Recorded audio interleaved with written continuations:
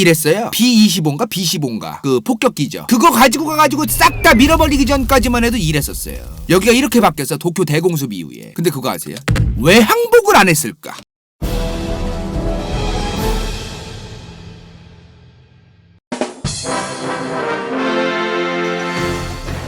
가나 반갑습니다. 간청단 여러분. 일본이라는 입헌군주제 국가가 재탄생됐어요. 그러한 국가가 탄생하면 이제 뭐가 필요해요? 군대가 이제 필요하니까 군대를 새로 조직했을 거 아니에요. 근데 이 군대가 실제로 너무 일을 잘해. 청일전쟁도 이기고 러일전쟁도 이기는 거예요. 이제 일본 내각 정치인들 입장에서는 얘네들 뭐 공무원으로 딱 뽑아놨더만 승승장구하고 뭐 잘하고 있구만. 이때까지만 해도 이제 내각 총리 정치인들 메이주시 세력들은 너네 군대들 일 잘하네, 승진도 잘하고 이제 그러고 있어. 그러고 있는데 갑자기 군부가 님들 싸운 건 우리가 잘 싸운 건데 생색은 왜 네 새끼들이 내냐? 이제 이렇게 되는 거죠. 메이지 유신 세력과 천황 군부가 등장합니다. 이게 굉장히 특이한 거죠. 권력을 가지려는 세력들이 너무나 다양했던 거죠. 그래서 군부 생각에는 메이지 유신 세력 얘네들 또 없는데 솔직히 뭐 전쟁에서 우리가 딱 성과 내고 이제 그런 거 국민들의 지지도 받고 이런 거는 이제 사실상 우린데 얘네들이 이제 쳐내고 우리가 정치계에 진입하려면 어떻게 해야 될까 우리가? 이분이 있잖아. 또 나와! 또 허수아비로 이용하자. 근데 그거 아세요? 1900년대 초반까지만 해도 천황이라는 사람의 얼굴은 공개된 적이 없어요. 관행처럼 공개가 안 됐었어요. 얼굴을 사람들이 본 적이 없는 거야. 국민들이 마음속에서는 천황 우리 또 신같은 존재 이렇게 믿고는 있었으나 그랬어도 얼굴은 몰랐던 거야. 근데 군부가 이런 생각을 해요. 면상 까게 하자. 면상을 공개해서 이 공개한 천황께서 우리 군부에게 이래라 저래라 말씀을 하셨다. 기존의 메이지 유신 세력은 등신이라고 말씀하셨다. 얼굴을 까면 국민들이 어떻게 해요? 그 면상만 보면 리더십이 생기죠. 천황의 면상을 다 알잖아요 사람들이. 그 깐 면상이 나불대 그러면 듣죠. 그렇게 이제 군부가 메이지 유신 기존 세력들을 깔아뭉개고 군부가 정치계에 진입하기 시작합니다. 어떻게? 천황 면상 까고 천황을 이용해서. 근데 동시에 천황이 무슨 생각을 했냐면은 내가 왜 허수아비로 살아야 되는데 내가 왜 요구도가 이제 분명하게 생기는 거죠. 그래서 천황도 군부가 빨아줬잖아. 얘네가 나 빨아주고 있으니까 요걸 이용해서 영향력을 키우자 이런 생각을 해요. 원래는 메이지 유신 세력만 있었고 천황도 허수아비였는데 군부가 등판하면서 천황을 빨면서 얘네가 이제 낙후되잖아요. 그러니까 이제 천황도 얘네 사이에서 나도 올라갈 수 있다. 나도 강력한 영향력을 행사할 수 있는 거다 라는 생각을 하면서 이제 군부든 메이지 유신 기존 정치인 세력이든 요 두 세력 모두에게 다 끌려다니지 말아야겠다 라는 생각을 천황도 하기 시작합니다. 누구 때부터?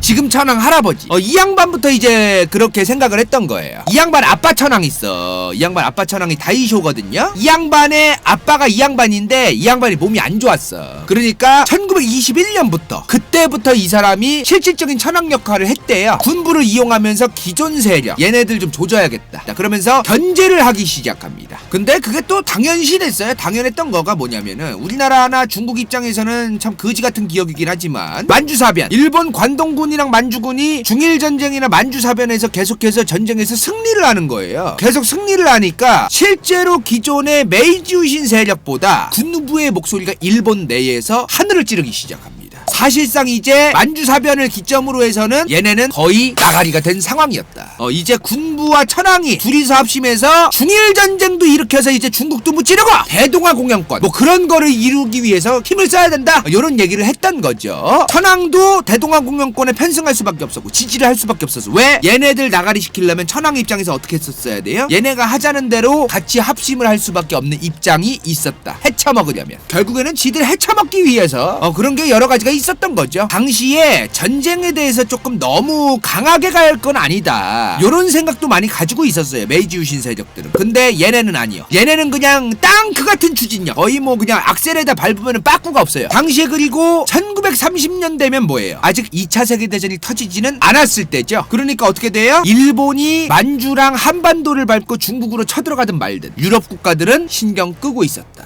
근데요 얘네가 선을 좀 넘는 거야. 유럽 국가들 입장에서는 요 정도 먹고 말겠지 뭐. 만주국이라고 뭐 좀 계례국 세웠더만 뭐 하루 이틀 일도 아니고 뭐 만주국 세우고 뭐 저 정도에서 이제 좀 가만히 있겠지 뭐. 그러고 있는데 열로 들어가는 거야. 열로 들어가고 프랑스가 나치 독일에게 나가리 되자마자 얘네가 이제 인도 차이나까지 노리고, 더 나아가서 미국 입장에선 뭐예요? 필리핀은 미국 영향력이었는데 당시 여기까지도 조질 것 같은 거지. 그러면은 영국이나 미국의 입장에서는 어때요? 이 새끼들 봐라, 선을 좀 시게 넘네. 선을 좀 시게 넘네. 저 요런 입장이 있었던 거죠. 아까 그래서 요러한 상황이 벌어지니까 미국이 어떻게 해요? 석유랑 고철을 판매하지 않겠다는 대일본 수출금지 조치를 내려버린 거죠. 이때 요 수출금지를 한 이후에 군부와 천황의 생각이 다릅니다. 천황은 당시에 어떤 생각을 했냐면요, 이 정도 좀 선 넘었다고 미국이 좀 눈치 주는 거면은 형 좀 미안해, 우리 좀 닥치고 있을게, 협상하자 라고 가야 되는 거 아니냐. 근데 군부가 뭐라고 했을까? 개소리 하지 마라, 무슨 소리냐, 그냥 땅크처럼 다 밀어버리면 된다 그냥. 요거를 이해를 안 하고 있었기 때문에 일본이 1, 2차 세계대전에서 했던 짓거리들이 이해가 잘 안 되는 거예요. 요거를 이해하지 않으면은 일본이 왜 저렇게까지 항복을 하라고 개기고 지랄을 했을까, 이해가 잘 안 돼요.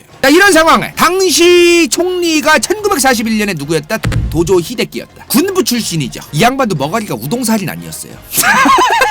그래서 좀 아닌 것 같다. 이거 장제스 마오쩌둥 힘 앞에서 지금 중일 전쟁하고 있고, 여기도 지금 확전을 좀 일으키면은, 전쟁하는 이런 지역들을 너무 확전시키면은 좀 우리가 좀 보급도 잘 안 되고 좀 피곤해진다 이거. 군부가 이 사람만 군부가 아니잖아요. 군부 출신일 뿐이지 이 사람도. 얘만 군부가 아니잖아. 이 양반 말고도 여러 군부가 있을 거 아니에요. 다른 이제 강경파 군부들이 이제 개소리 하지 마라, 도조 히데키 너 자존심도 없냐면서 너 불꽃 짤 때 그냥 가버리면 되는데 어디 그런 뭐 간을 볼 생각을 하느냐고, 이런 얘기를 오지게 들어요. 또 이 양반 혼자서 뭐 군부가 굴러가나? 사공이 존나 많았어 진짜. 일본 1, 2차 세계대전 내내 군부 안에서도 해군 육군 서로 사이 안 좋아, 육군 안에서도 해군 안에서도 파벌 갈라져. 그러면서 하여튼 사공이 졸라 많았어 얘네. 도조 히데키가 육군 출신이란 말이죠. 해군은 말이 안 통하는 거야 얘네. 이거 진주만 폭격이 어떻게 일어난지 아세요? 도조 히데키가 그래 미국 진주만 조져! 한 게 아니에요. 그러니까 도조 히데키나 당시에 일본 내부에서는 진주만 건드리는 건 좀 선 넘는 거지. 미국이랑 협의를 하려면은 미국한테 어그로를 끌긴 끌어야 되니까 괌이라던가 필리핀도 있잖아. 요 정도 생각을 하고 있었는데 갑자기 해군이 야 우리 진주만 폭격할 계획 다 썼어. 우리 이제 몇 달 뒤에 갈 거임. 빠이?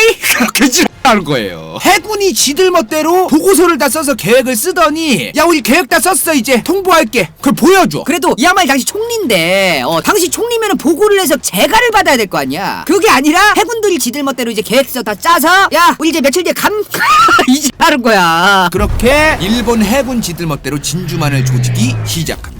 이 정도로 일본은 내부에서의 권력 다툼이 되게 따로 노는 게 있었다는 거죠. 천황이 있고 총리가 있으니까 천황이랑 총리가 다 시켰겠지 뭐. 다 이렇게 생각해. 만주사변도 지들 멋대로 일으킨 거예요. 그러니까 이런 게 많거든요. 그래서 일본이 어떤 행동을 한 거에 대해서는 상식으로만 우리가 딱 보면 안 되고, 요 내부에서 지들이 이제 전쟁을 성공시켜서 권력을 잡아야지, 전쟁을 성공시켜서 인지도가 높아져야지, 요런 욕심을 가진 사람들이 굉장히 많고, 이거를 이해하고 일본의 역사, 일본의 행위들을 우리는 봐야 돼요. 자, 이제 태평양 전쟁은 어찌됐든 시작됐습니다. 결국에는 일본 군대가 중앙정부의 말을 안 듣고 지들 멋대로 열러 이렇게 이제 사방으로 지들 멋대로 이제 가요. 도조 히데키가 초반에는 이거 좀 선 넘는데, 이거 진짜 좀 아닌데 하다가 이 양반도 나중 가서는 생각보다 잘 싸우는데 초반엔 자기도 조금 이제 좀 맞고 그랬는데 이거 괜찮네. 초반에 진주만이든 괌이든 필리핀이든 인도 차이나 반도에서든 초반에는 굉장히 그 승전이었어요. 계속 그거는 이제 코털을 건든 다음에 그 코털 건든 애가 호랑이인지 몰랐으니까 그러지. 고객님 코털 정리 너무 잘 되시네요. 이런 코털 태어나서 처음 봅니다. 너무 정리 잘 되는 코털 정리기 이러고 있었는데 알고 보니까 이 코털이 호랑이였던 거야. 타노스 호랑이였던 거죠. 호랑이 코털을 왁싱해봐. 코털 안에 뭐 뒤지죠. 여러분들 물어 뜯으러 이제 달려들겠지. 저번에 한번 말했어요. 미국이 고립주의 분위기가 이제 사실상 없어졌다. 조져라. 일본 걔네들 뭐라고. 걔네 아무것도 아닌데. 결국에는 영국도 동남아 쪽, 또 미국은 필리핀과 이쪽에서 이제 치고받고 강력하게 일본을 조지고 도쿄 대공습까지 하죠. 도쿄가 원래 이랬어요. B-25인가 B-15인가 그 폭격기죠. 그거 가지고 가가지고 싹 다 밀어버리기 전까지만 해도 이랬었어요. 여기가 이렇게 바뀌었어. 도쿄 대공습 이후에. 이렇게 이제 다 갈아엎었거든. 그러면서 결국에는 1945년 5월에 나치 독일 항복까지 하고. 근데 그거 아세요? 여기서 이제 나오는 거야. 아까 초반에 얘기했던 거.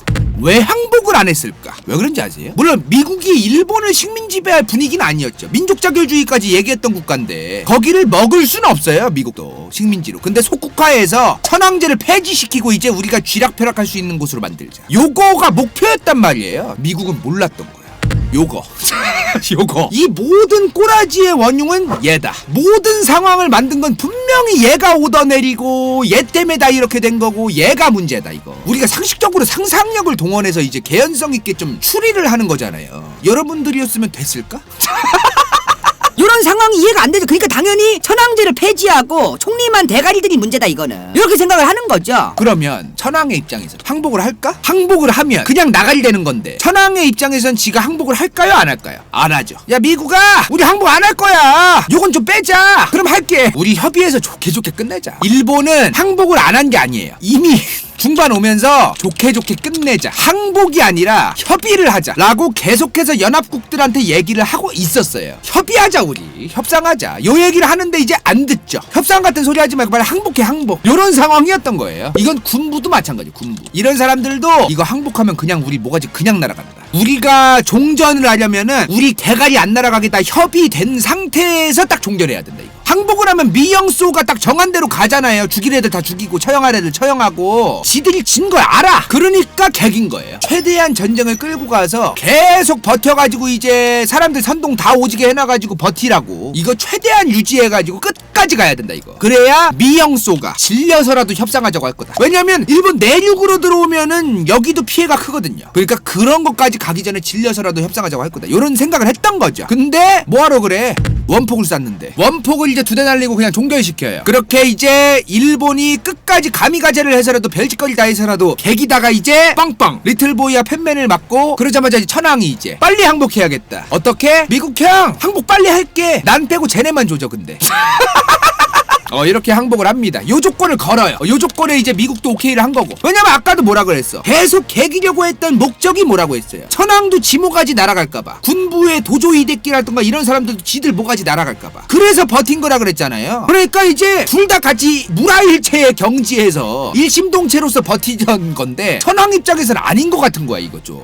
왜? 이건 좀 선 시계 넘었거든. 얘가 두 개 터지니까 이거 군부고 지랄이고 그냥 나부터 살자 일단. 좀 그랬던 거죠. 그래서 쇼와 천황이 당시에 라디오로 무조건 항복 방송을 때리죠. 1945년 8월 15일 2차 세계대전이 끝나게 됩니다. 이렇게 이제 2차 세계대전이 끝났는데 그거 아세요? 미국이 근데 왜 하필 많고 많은 지역에서 나가사키 히로시마에 왜 핵무기를 투하했을까? 많고 많은 지역에서.